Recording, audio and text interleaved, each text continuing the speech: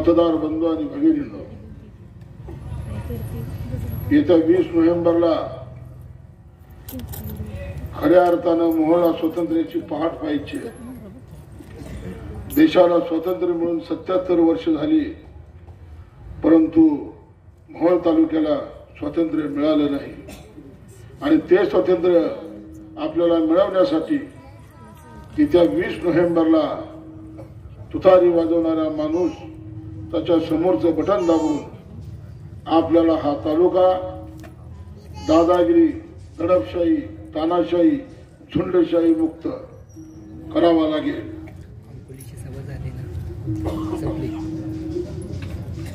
बांधवांनो, आज ज्यावेळेला पशेकर साहेब, मी टेंभुर्णीला पवार साहेब आले होते, माढा मतदारसंघाचे उमेदवार अभिजित आबा पाटील आणि मोहोळ मतदारसंघातून मी, आमच्या दोघांनी उत्तम जानकर माळशिरस, आमच्या तिघाच्या प्रचाराच्या निमित्तानं टेंभुर्णीमध्ये जाहीर सभा होती. आणि त्या जाहीर सभेच्या झाल्यानंतर मी ज्या वेळेला पंढरपूरवरनं विसावा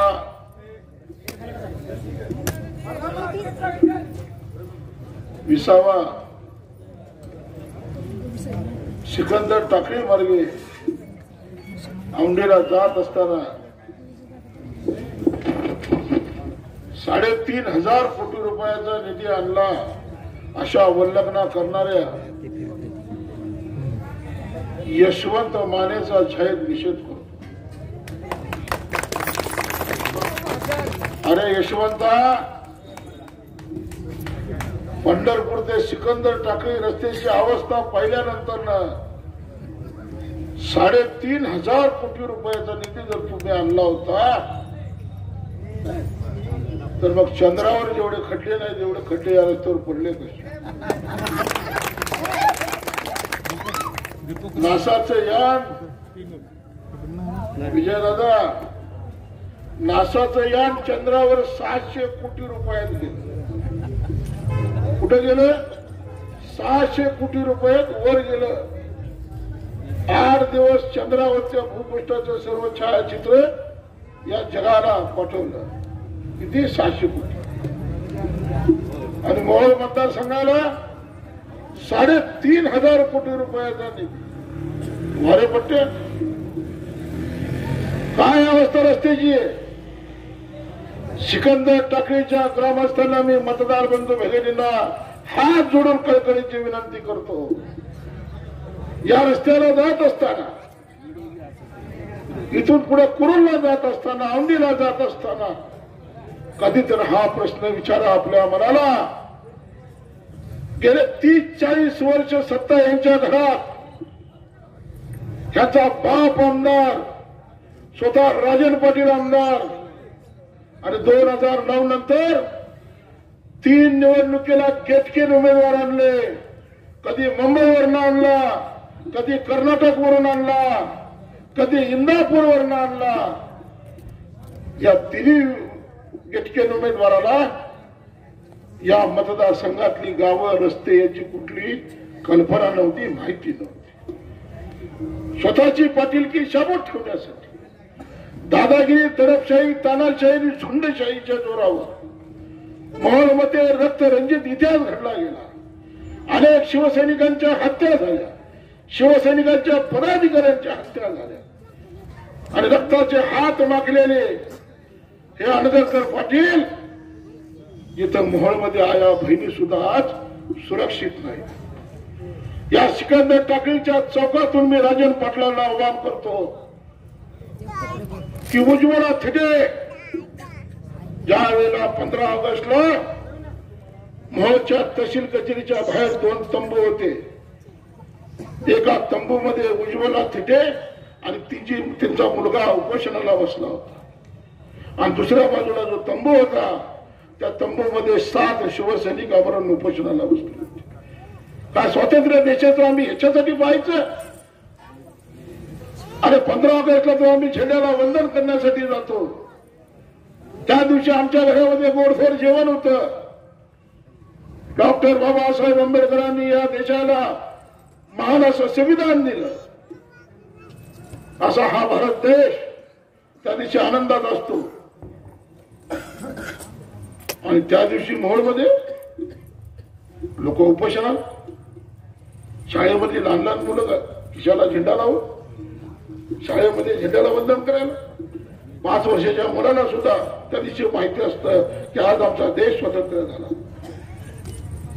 आणि मोहोळमध्ये 2 तंबूमध्ये उपोषणाला बसलेली माणसं न्याय मागत होते. हा न्याय काय होता? आंदोलकरांची जुलमी राजवटीच्या विरोधात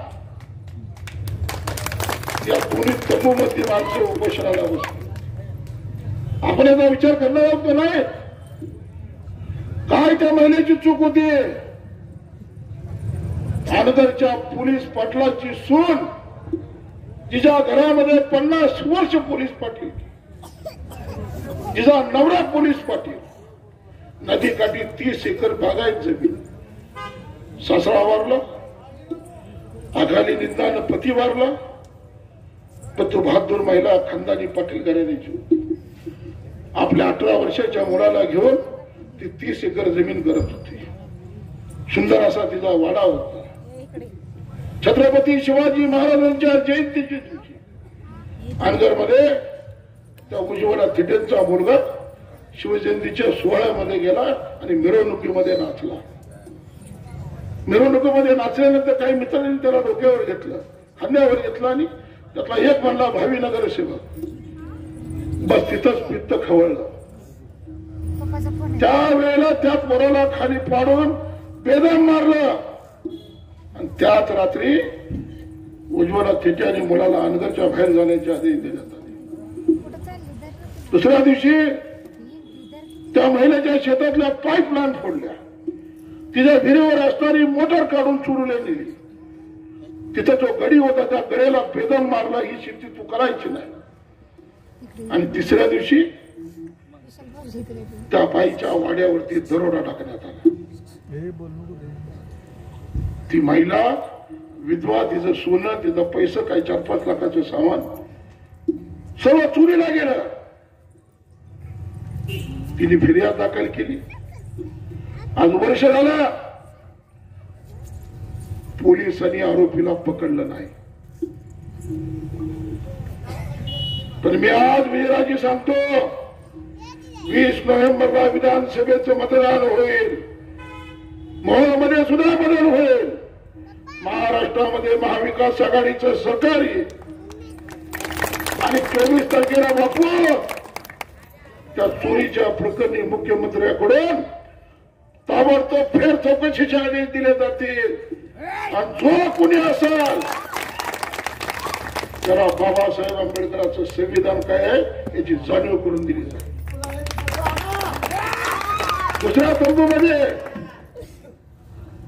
दुसऱ्या तंबूमध्ये 7 शिवसैनिक उपोषणाला बसले होते. काय मागणी होती त्यांची? अनगरला गेलेलं अप्पर तहसील कार्यालय रद्द व्हावं म्हणून ते 7 दिवस उपोषणाला बसले होते. पोटात अन्नाचा कण नव्हता त्यांच्या. मोहोळची बाजारपेठ 7 दिवस बंद होती. मोहोळच्या 40 गावात कडकडीत बंद पाळण्यात आला होता.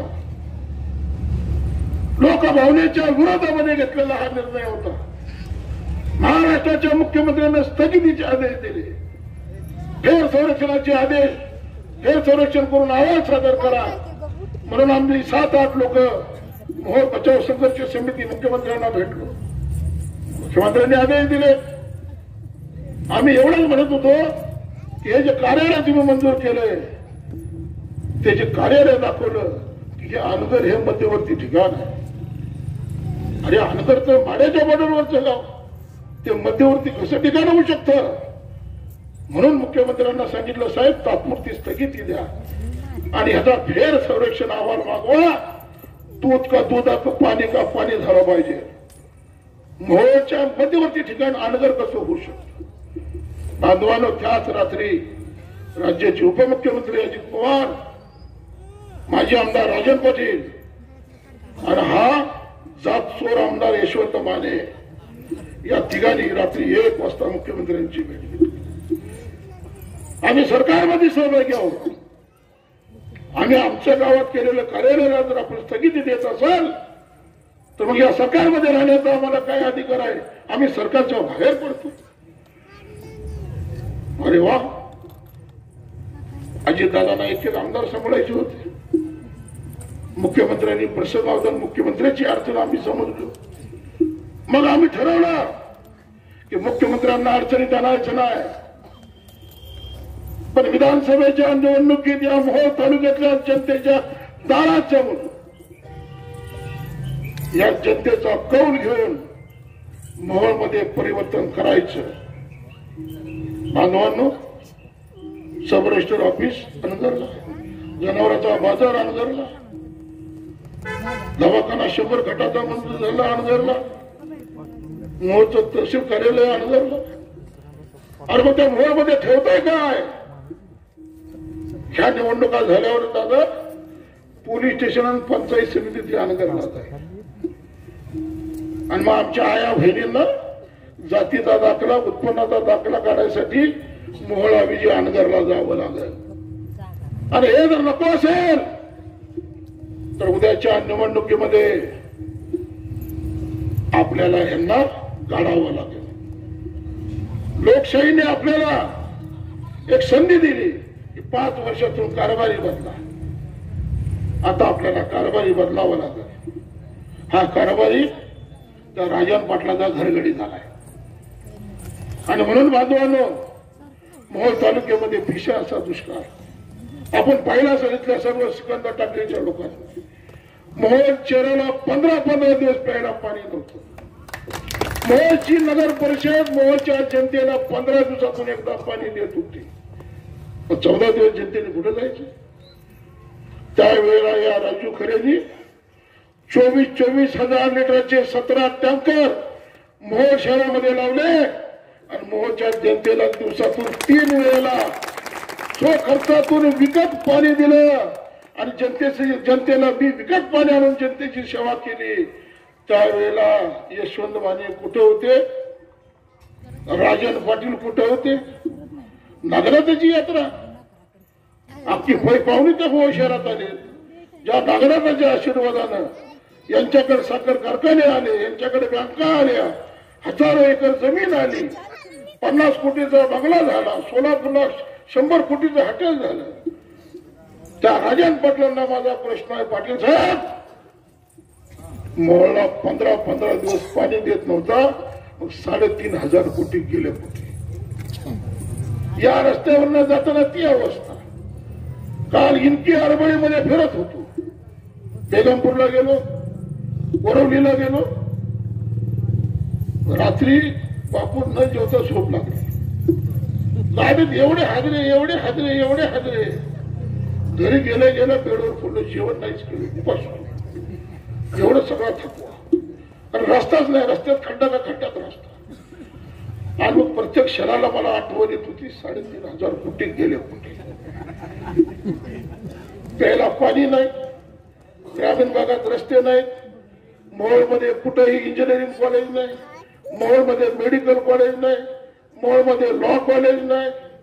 माझ्या शिकलेल्या या विद्यार्थी देशाचं भवितव्य घडवणारे, त्यांच्यासाठी हाताला रोजगार देण्यासाठी कुठलाही उद्योगाचा प्रकल्प उभारला नाही. अरे बाबा, 40 वर्ष सतत तुझ्या घरात होते, एवढा पकार मोहोळ शहर केलं.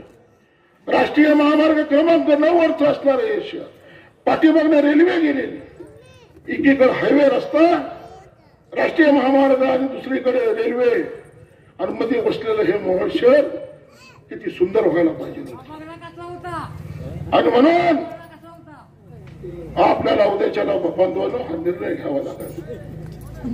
मी या सिकंदर टाकळीच्या ग्रामस्थांना हात जोडून कळकळीची विनंती करतो. आमच्या पंढरपूरची 17 गावं, उत्तर सोलापूरची 24 गावं, आम्ही 41 गावं झाली, आणि मोहोळ शहरातली 100 गावं, आणि मोहोळ शहर म्हणून हा 3 तालुक्याचा मतदारसंघ. बापू गेले, बापू विजयराज बशेकर साहेब, 17 गावाकडून आम्ही फुल स्पीडने येतोय. रोजपर्यंत आलो की सिकंदर टाकळीची जबाबदारी तुमच्याकडे. आता औंढी मधून आलो तिथं शिंदे बसुटेंना तेच सांगितलं. आणि आमच्या बरोबर जकरिया कारखान्याचे चेअरमन, विठ्ठल सहकारी साखर कारखान्याचे चेअरमन अभिजित आबा पाटील, दोन्ही साखर सम्राट करतायत माझ्या प्रचाराला. परवा तुमच्या भीमा सहकारी साखर कारखान्याचे व्हाईस चेअरमन आमचे मोठे बंधू आदरणीय सतीश अण्णा, सतीश अप्पाने आम्हाला पाठिंबा दिला, त्यांच्या काही संचालकांनी पाठिंबा दिला आणि काही अजून अदृश्य शक्ती जी ह्याची तानाशाही संपवायची वाट बघत होती, त्या साऱ्या शक्ती आज आमच्या बरोबर आल्या. म्हणून येत्या 20 नोव्हेंबरला मोहोळमध्ये 100% बदल होणार आहे बांधवांनो. आणि या मोहोळच्या जनतेला स्वातंत्र्याची पहाट बघण्यासाठी, मोहोळ मधल्या आया बहिणी सुरक्षित राहण्यासाठी आपल्याला येत्या 20 नोव्हेंबरला तुतारी वाजवणारा माणूस वशेकर साहेब बघा, जनतेची सेवा केली, लोकांना पाणी पाजलं, सो खर्चातून कमीत कमी 200-300 रस्ते बनवून दिले, स्वतःचे व्यक्तिगत वजन वापरून शासनाकडून 100 कोटी रुपये मंजूर केले, ग्रामीण भागातल्या माझ्या शेतकरी बांधवांना रस्ते दिले. कोणत्याही पदावर नसताना 100-125 कोटी रुपयाची विकास कामं मी करू शकलो. आणि आज जर आपण संधी दिली तर त्या संधीचं सोनं करेल.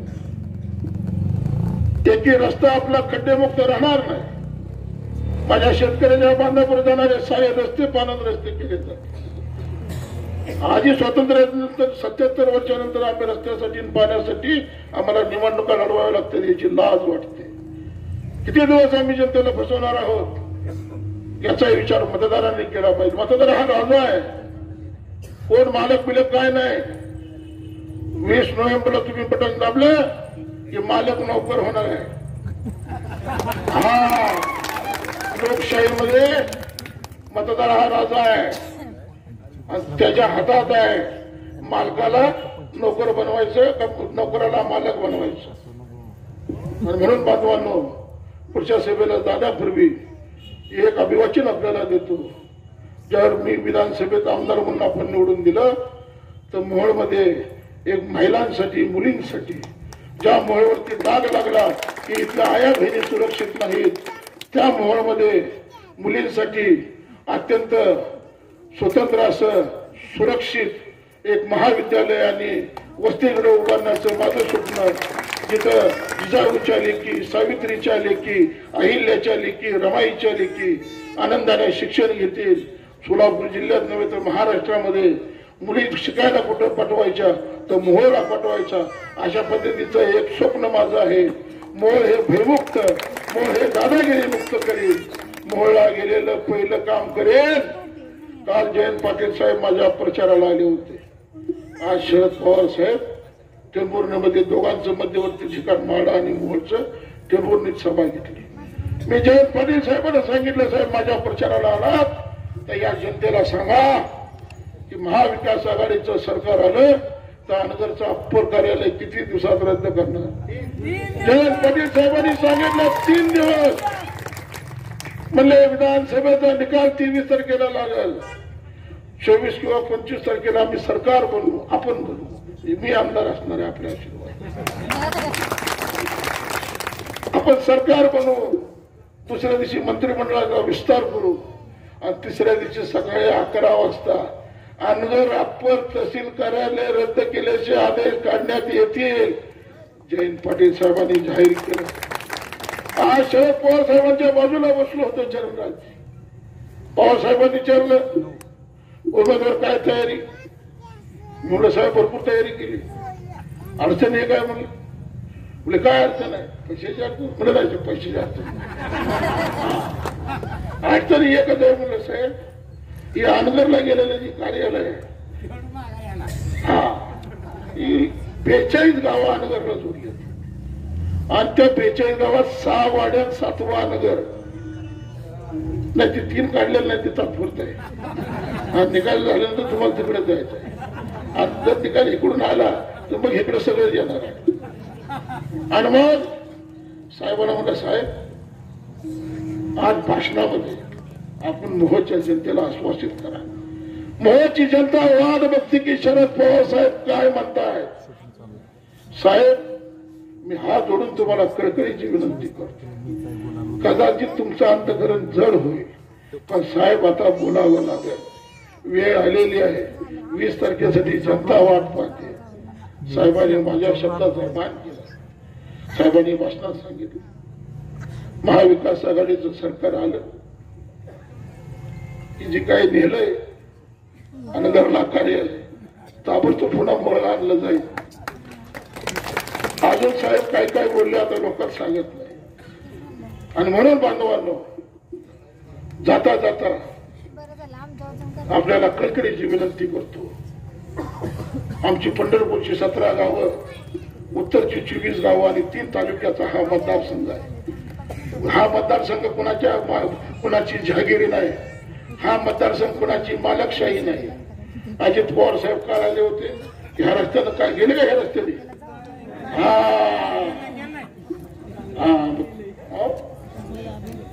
चांगल्या रस्त्याने बरोबर 350 कोटी रुपये या रस्त्याला आणले म्हणून यशवंत सांगतो.